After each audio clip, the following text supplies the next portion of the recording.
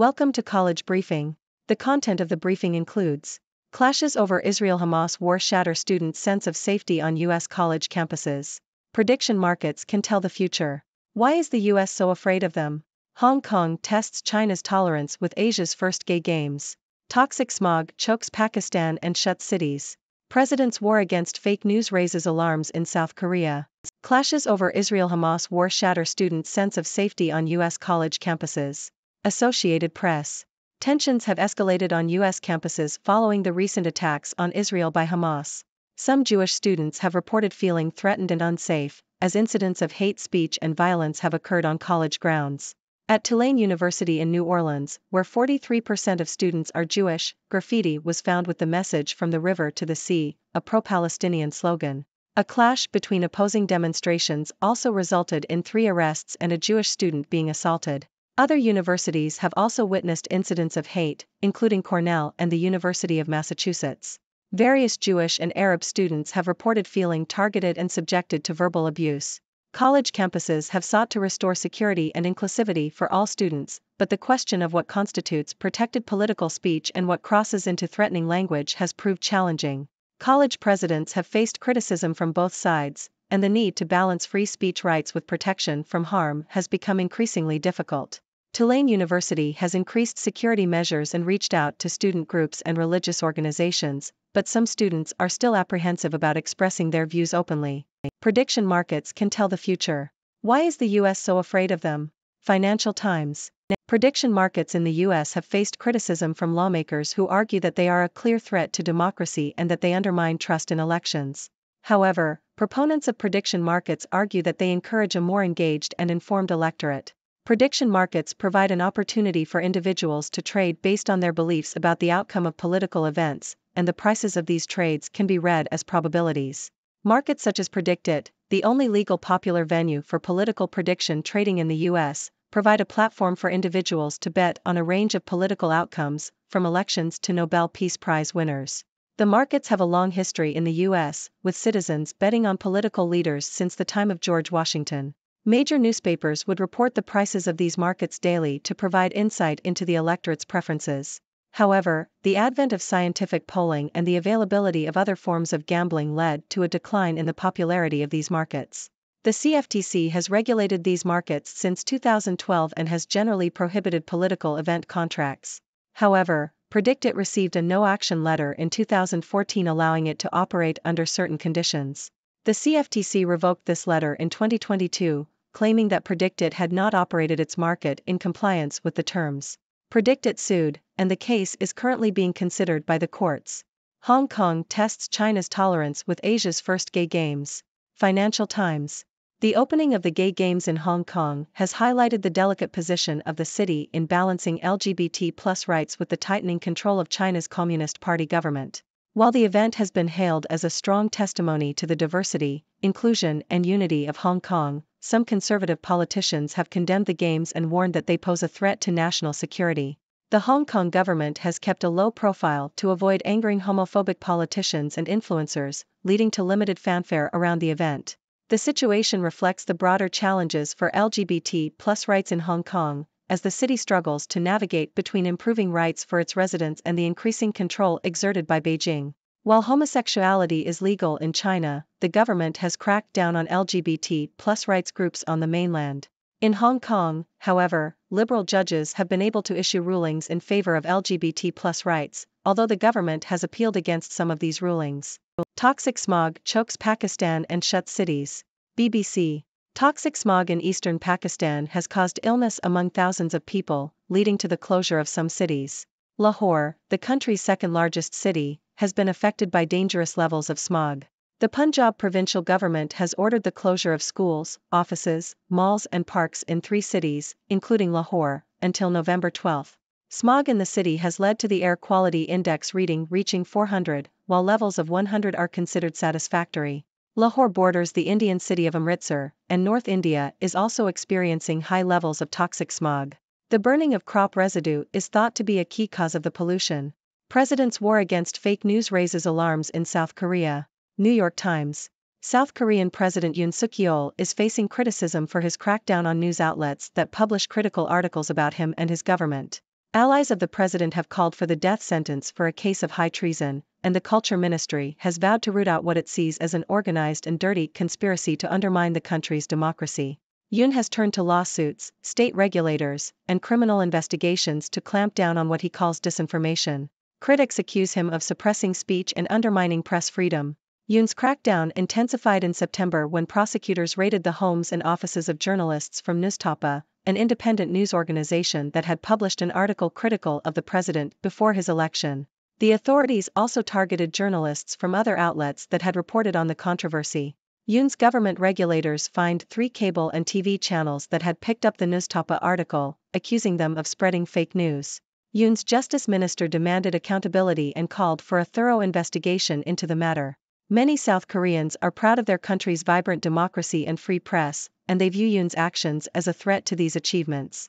Critics argue that allowing the government to decide what constitutes fake news undermines the news media's ability to hold the government accountable. Yoon's crackdown has further divided an increasingly polarized electorate and raised concerns about censorship and democratic backsliding in the country. UK's flagship vocational qualification failing to attract students. Financial Times.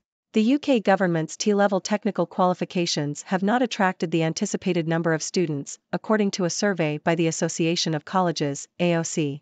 The qualifications, launched in 2020, were designed to boost vocational learning but have been dogged by issues including securing industrial work placements for students. A majority of further education colleges said that enrollments were lower than expected for the 2023 academic year in half of T-level subjects. The AOC urged Education Secretary Gillian Keegan to better promote T-levels to parents and students, introduce digital work placements, and make changes to both content and assessment. Russia parades Ukrainian war prisoners as volunteers for its army in apparent violation of international law. CNN. A group of former Ukrainian soldiers, some of whom may have been prisoners of war, have reportedly joined the Russian military to fight in Ukraine, according to Russian state news agency RIA Novosti. The agency released a video showing dozens of men wearing combat fatigues and taking an oath to Russia. The size of the unit is unknown and it is unclear whether the men joined voluntarily. The move could be a violation of the 1949 Geneva Conventions, which outlaw the coercion of prisoners of war. The war between Russia and Ukraine, which began in 2014, has so far seen no decisive victory for either side. This megacity is the latest to shut down as pollution chokes swathes of South Asia. CNN. Lahore, Pakistan's second most populous city, has shut down as pollution levels in South Asia reach hazardous levels. The Air Quality Index, AQI, in Lahore spiked to over 400, prompting the closure of schools, public parks, malls, and offices. Pakistan's Punjab province has imposed an environmental and health emergency in 3 cities, including Lahore, until the situation improves. The pollution spike follows a similar event in India, where smog blanketed the capital, New Delhi. The pollution crisis highlights the growing concern for South Asian countries experiencing rapid industrialization and population booms. Virginia RB Paris Jones hurt, carted off field and taken to hospital after hit by Louisville. Associated Press. Virginia running back Paris Jones was injured during a game against number 11 Louisville on Thursday night. Jones caught a pass and was hit hard on his helmet, causing him to fumble. Malik Washington scooped up the ball and scored a touchdown. Jones was immobilized and carted off the field, and players from both teams knelt as he was treated. There is no word on his condition. Louisville went on to win the game 31-24. America Ferrera urges for improved Latino representation in film during Academy keynote. The Globe and Mail. Actress America Ferrera has spoken out about a lack of Latino representation in film at the Academy Women's Luncheon. According to the numbers, the dominant narrative our industry puts into the world is that Latinos either don't exist or they are poor, immigrant criminals, she said. The event was also a celebration of the Academy Gold Fellowship, a one-year program that awards $35,000 and mentorship to 2 emerging filmmakers.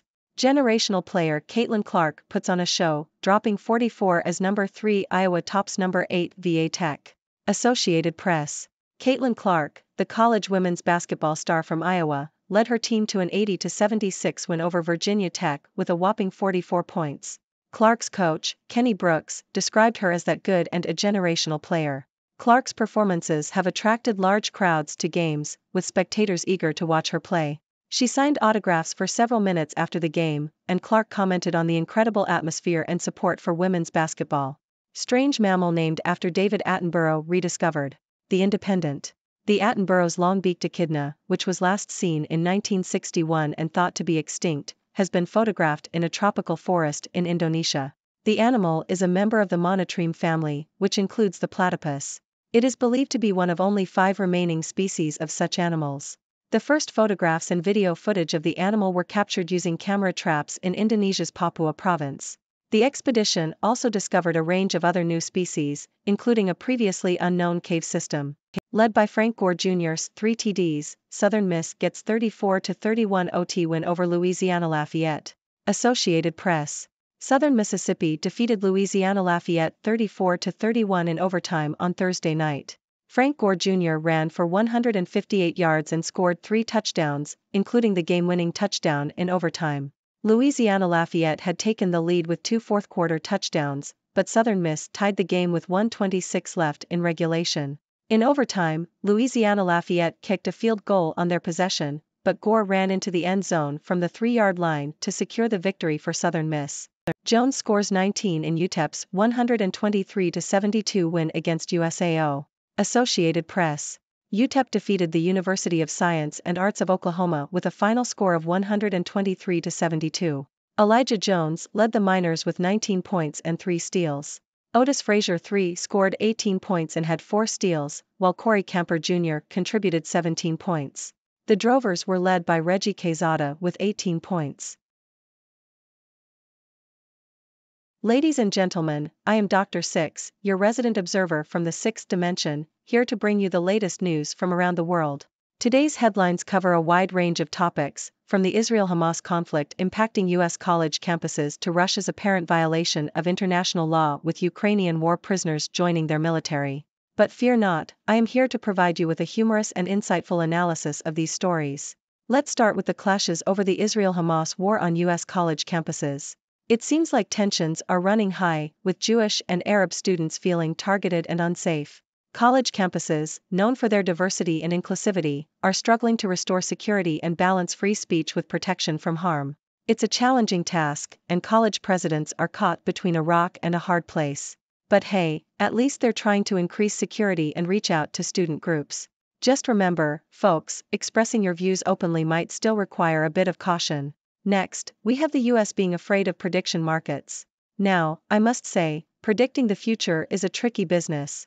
But these markets actually encourage an engaged and informed electorate. They allow people to trade based on their beliefs about political events, and the prices of these trades can be read as probabilities. It's like betting on who will win the Nobel Peace Prize or the next election. Prediction markets have a long history in the US, and they used to be reported in major newspapers. But with the rise of scientific polling and other forms of gambling, they lost some popularity. The debate over their legality and impact on democracy continues, but maybe we should just let people have some fun predicting the future. Moving on to Hong Kong, we see the delicate balance the city is trying to strike between LGBT+ rights and China's tightening control. The Gay Games have been hailed as a celebration of diversity and inclusion, but conservative politicians are not happy.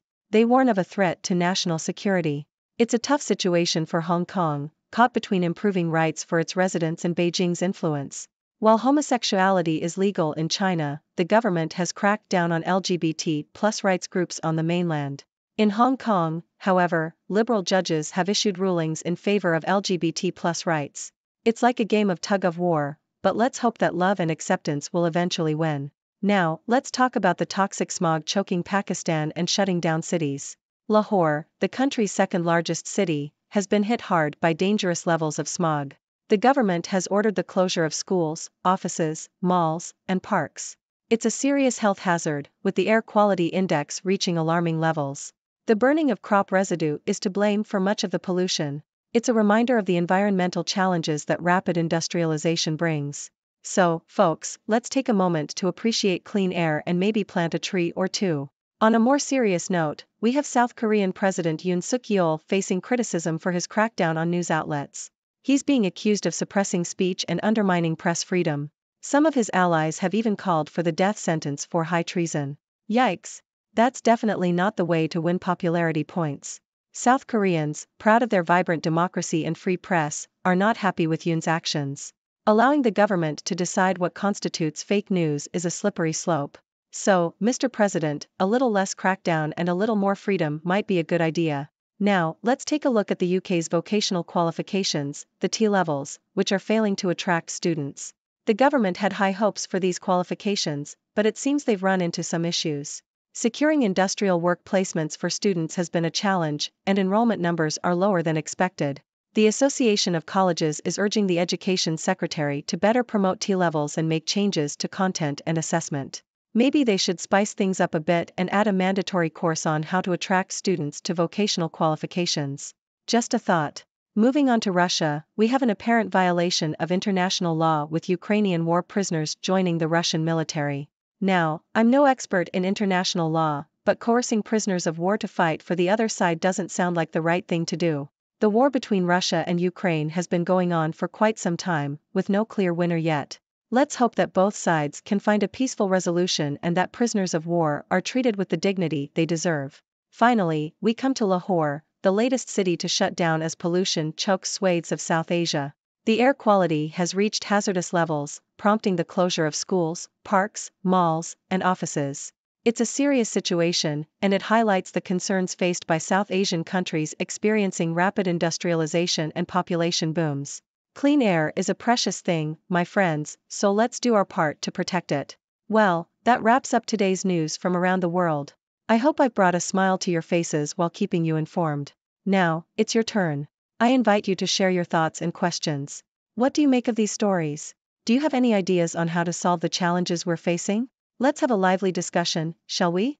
Thank you for tuning in. The content above showcases the latest briefing reports and analytical synopses, thoughtfully curated by the 6Do team. These insights stem from a wide array of reputable media outlets, think tanks, government sources, and specialized experts worldwide. We encourage you to explore these sources for a comprehensive perspective. Keep in mind that while the content may not always align with the official standpoint of 6Do Brief, it's not meant to be taken as absolute directives for decision-making. Comprising seasoned media professionals, learned scholars, and accomplished scientists, the 6Do team embodies a trailblazing, fully independent media entity. To customize 6Do Brief to meet your professional needs, you have the option to subscribe to a diverse array of briefings on our website, 6dobrief.com. Regardless of your location, you can conveniently receive 6Do Brief via email.